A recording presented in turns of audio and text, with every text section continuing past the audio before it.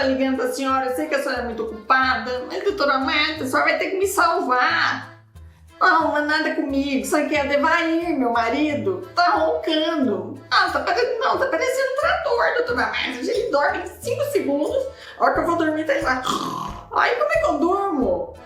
Não, pelo amor de Deus. Aí minha filha Samira, que é mais entendidinha, ela falou assim, leva ele lá no Dr. Rinolarinfosgordista, não sei o nome dessa especialidade, é o médico de nariz. Aí a gente foi, né? Aí o homem falou que o Devair precisa emagrecer. Que jeito que eu faço o Devair emagrecer? Que esse homem só come torresmo, feijoada, arroz com feijão, tutu, que ele adora. Aí ele dorme na maior alegria. E eu fui tomando café o dia inteiro pra eu ficar acordada. Porque eu não durmo, né, doutora Marta? Aí eu fui cutucando ele pra ele virar de lado. Porque ele dorme de barriga pra cima e fica pior. Aí ele cutuca, vai dar aquela cutucada nele, aí ele vira, melhora um pouquinho. Mas daqui a pouco já tá tudo roncando de novo. Não. Aí falei pra ele assim, Devair, eu vou dormir no outro quarto.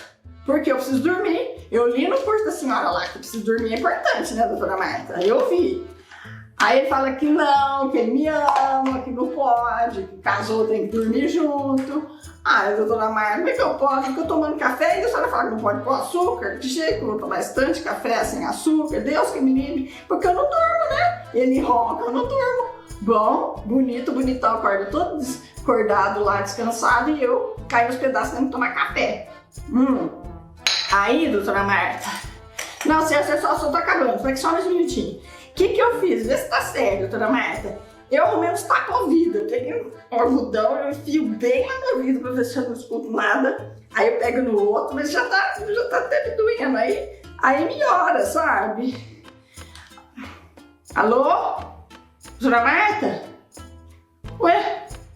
Desligou? Ai, foi judiação.